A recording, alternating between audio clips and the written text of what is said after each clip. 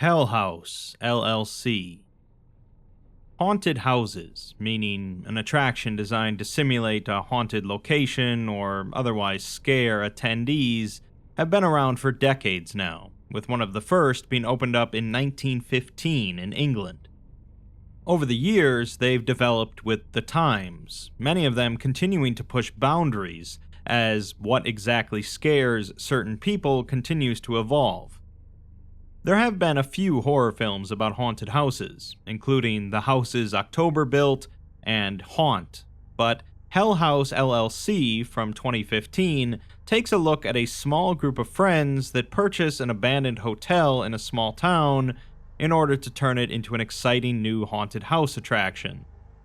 As it turns out, of course, they might not have to do a whole lot to make the place terrifying. Let's take a look. The film opens with text informing us that this is a documentary on the mysterious events surrounding the 2009 Halloween haunted house tour tragedy. The documentarian, Diane Graves, investigates the boarded-up Abaddon Hotel where the tragedy occurred, interspersed with interviews with various witnesses, journalists, and experts, none of whom precisely know what exactly happened that night. News footage from that night explains that it was opening night for a haunted house at the fixed-up hotel in the small town of Abaddon, New York. Not even the witnesses that managed to make it out of the hotel are really sure what was happening, and so far, none of the staff members of the company running it have been found. We're then shown a video that was taken by one of the tour goers, showing them standing in a long line before finally being let in. While initially the tour looks to be standard haunted house fare, they do notice a couple of the performers seemingly fleeing from something out of the building. As they start to head into the basement, however, they find the stairwell choked with people, who start yelling at them to back up. They hear panicked screaming, and a stampede of people flood out of the building. It's very unclear what exactly everyone is running from, and of course, even the people running aren't sure. In the end, 15 people were killed, and more were injured in the process. Afterwards, a 911 call from during the event leaked, in which a woman exclaims that she doesn't want to die, and there's something in the wall. The cause of the incident was blamed on a severe malfunction, although what exactly malfunctioned isn't clear, and the police aren't saying much. Later, a journalist manages to break into the boarded-up hotel and takes a number of photographs, showing blood stains in numerous places, debunking one theory that it was a gas leak. The journalist made his way to the basement door, finding it blown off its hinges, and he admits that he snapped a few pictures of the stairwell, but refused to go downstairs. Years after the event, one of the members of the Hell House LLC staff, Sarah Havel, reaches out to Diane Graves and agrees to an interview. She has not been heard from since the tragedy, stating that she's just been staying with family in the meantime. She says that if people really knew what went on in that house, it would have been hard for them to deal with. When asked what all happened there, Sarah pulls out a bag filled with videotapes, which she says contains everything they filmed. Diane asks why she didn't give them to the police, but Sarah just says that she'll see. The footage recorded by the Hell House crew starts on August 23rd, around a month and a half before the tragedy. The crew consists of Alex, the head of the company, his girlfriend Sarah, and his friends Mac, Paul, and Tony. Alex and Mac continually fight over Alex's decision to move their annual haunted house attraction from New York City to the small town of Abaddon. They arrive at the hotel to find it in disrepair and filled with refuse, with not even the electricity running. Alex is optimistic and excited about the possibilities with the hotel, despite everyone's misgivings. While wandering around, the footage shows a very quick glimpse of a robed figure standing in a corner, not noticed by the crew. In the basement, they find a number of Bibles, as well as a pentagram on a wall, but none of them are really bothered by it besides Sarah, with Alex stating that half of their work in making a haunted house is already done for them. It takes the group about a week to get the electricity running again, at which point they decide to start sleeping at the Abaddon. Footage shows the group reminiscing about past haunts over drinks, and Alex gives a speech in which he states that he knows that this was a hasty decision, but they have to keep Hell House fresh, and he knows that this is going to work out. Paul asks if he thinks they're going to get the same numbers here as in New York, and Alex is optimistic about it, although Sarah says that at least in New York, they didn't have to sleep at their haunted house. Later, Tony gets cameras up and running around the building, although he notes that he can't seem to get anything running in the basement. Since the plan is to have a female actor down there, they decide to hire a big guy to play a clown in the same room as potential protection. Paul continues to film everything, apparently on Alex's orders, and it's clear that he's known among the group for being both lazy and lascivious. One night, Paul is filming himself in bed, talking to the camera, as a figure enters the room from behind him. He eventually notices them, realizing that it's Sarah, who silently turns and leaves. Paul just assumes she's sleepwalking and comments that that's weird, before going to bed. The next day, Alex and Mac meet with a few of the local actors who are going to be participating, including Melissa, the girl that will be in the basement, and Joey, the big guy that will be playing the clown. A journalist mentions that he did manage to speak with one of the police officers on the scene the night of the incident, who told him that the first body they came across was one of the Hell House members. Their throat had been slit, and they were pretty sure that it had been self-inflicted. The journalist also mentions the sad case of Joey, who actually made it out of the hotel alive, but refused to talk about what he saw. He hanged himself 9 days later in his bedroom. Later, Alex is talking to Melissa, who's nervous about the job, when Paul walks in, filming them. He makes some crude jokes, but Alex assures her that she has an important role, but she'll be perfectly safe with Joey right nearby her. Paul mentions a ghost, leading Melissa to say that they have heard the rumors then. Alex tries to shut the conversation down, but Paul asks what she means, leading her to say that supposedly the former owner hung himself in here, and things continue to happen to the guests here, so they shut the place down. She doesn't know much about local history though, and Alex just dismisses all of it as rumors and stories. The journalist assumes that the Hell House crew knew nothing about the history of the Abaddon Hotel, its rumors, and the past of its owner, Andrew Tully. An expert says that the local story is that Tully built the hotel there because Abaddon, in some versions of the Bible, is the name of the demon that guards the gateway to hell.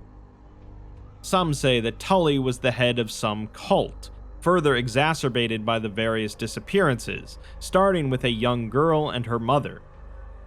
Tully was questioned, but was able to produce records showing their departure, clearing him of any wrongdoing.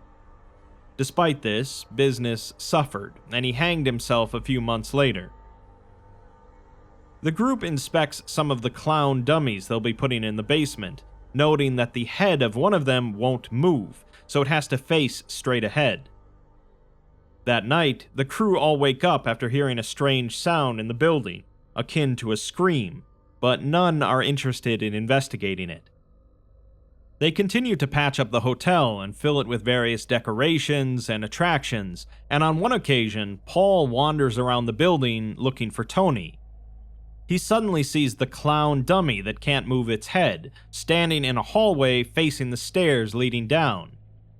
When Paul moves the camera away and looks back, the dummy is now looking directly at him.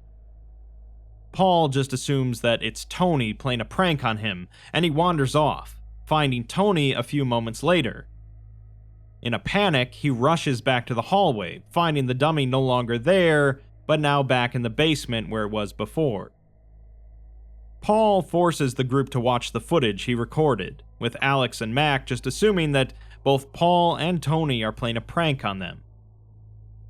On September 26th, with 11 days until opening night, Paul and Tony show off one of the attractions, a hallway with a strobe light and various decorations, including a couple of dummies. As the lights strobe, Paul sees several more dummies standing in the hallway, causing him to panic and try to get out of the room, though the door is locked. He eventually makes it out, vomiting from the fear, and he shows the group the footage he shot. Paul is adamant that something bad is going on here and thinks that they should leave, but Alex is solely focused on the business and just tells him to keep it together. Paul storms off, and although Tony agrees that things have been getting worse, Alex refuses to accept it. Later, in the middle of the night, Paul gets up suddenly and grabs the camera, showing the clown standing at the bottom of the stairs to the group's rooms. Mac also wakes up, angrily inspecting the clown and finding it to just be a dummy, swearing at Paul. The two begin moving the clown into one of the rooms, but they find Sarah standing and facing a wall in the darkness, mumbling something in a foreign language. When Mac eventually moves up and touches her shoulder, she whips around in a panic, unsure of where she is or what she was doing. When the group turns around, they see that the clown is no longer where they left it, and they hesitantly look around for it. While doing so, a grandfather clock suddenly chimes, and they look in to see that the dining room is now fully set up for service. They flee in a panic, now finding the clown standing in a hallway, but they rush past it back to their rooms.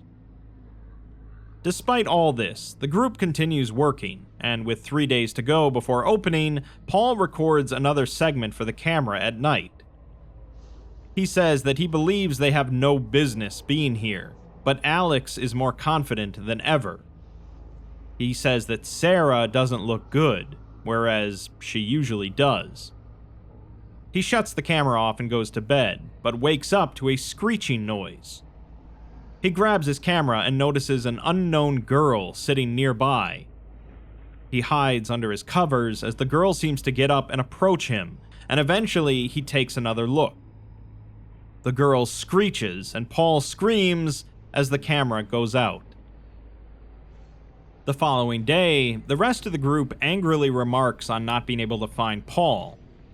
Mac just assumes that he got up and ditched them for whatever reason, as he's done it before, but Tony isn't so sure. When they decide to try calling his phone, they only hear a sudden, loud-pitched screeching sound, with none of them sure what to make of it. That night, the three get up upon hearing a piano playing, and assuming that it must be Paul, they investigate. Upon approaching the piano, however, they find only a dummy seated at it, before hearing some yelling and thumping sounds nearby. Mac and Tony continue to search for Paul, heading into the basement, and while looking, Tony sees all of the clown dummies looking directly at him. The two huddle in a room, with Tony panicking, but Mac assures him that he doesn't believe in ghosts, so the two head back out, finding the dummies facing straight ahead again. Mac just assumes that it's Paul messing with them, and soon after, they find Paul sitting against a wall, and Mac angrily yells at him. Paul doesn't say anything, however, and although Mac just storms off, Tony is thoroughly freaked out.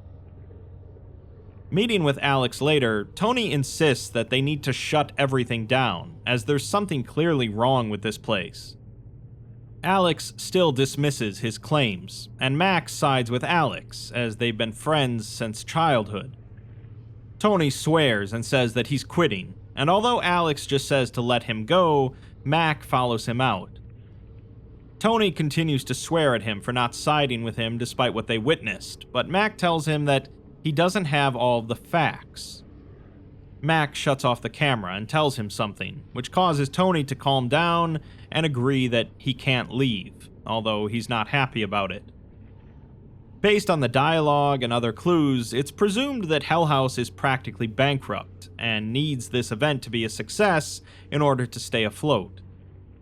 Although Tony is just an employee, it's clear that there is a bond of friendship and loyalty here, so he's willing to stick through it.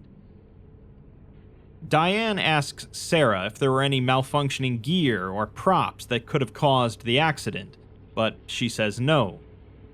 When asked if Alex was fit to run the event, she says that he was the same as always, and he rallied the actors and Mac and Tony.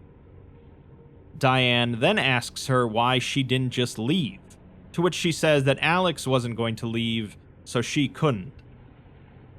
On opening day, while talking to the crew, Alex seems a bit distracted, losing his train of thought. Melissa asks where Paul is, as she hasn't seen him around in the last few days, but Alex just says that he's fine, he's under the weather, and they can run the show fine without him. Later, the crew gets into their positions, with Melissa chained up in the basement and Joey in a clown costume nearby. The crowd is gathering outside. Paul is still sleeping in his bed, and the crew starts experiencing some technical issues with their equipment. The first guests start going through the building, seemingly to good reactions, but Sarah rushes up to Mac, saying that she just saw Paul, as Joey rushes out of the basement. The crew starts hearing screaming, more so than expected, and they can't tell what's going on in the basement due to not having cameras down there. Footage recovered from a tour-goer in the basement shows a robed figure standing by Melissa, who is yelling at the crowd that this isn't part of the show, as Joey runs off. The footage becomes garbled as more robed figures appear, approaching Melissa, causing the crowd to panic. Some of the guests are also attacked, as a stampede occurs to try and get up the steps as others are still trying to go down, leading to the mass chaos. Mac leads some of the guests out before the exit door slams shut, trapping the remaining guests and crew inside. More unknown figures are seen throughout the building as Mac runs through, and as he approaches the basement door, he hears Melissa screaming and a robed figure approaching Tony before the door also slams shut. Mac meets up with Sarah, and the two run up to the attic of the building, where they find Alex struggling and hanging from a rope. When Mac rushes to help, he turns and sees multiple robed figures behind him, who quickly swarm him. Sarah says that she went back downstairs to the front door, where the police were entering, and she was just happy to be alive. Diane asks if anything happened to her from the attic to the front door, but Sarah says no, and she was simply rushed out by the police.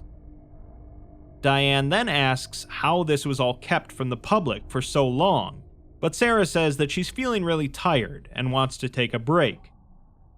The interview ends, and Sarah says that if they give her a couple hours, they can come find her in her room, 2C.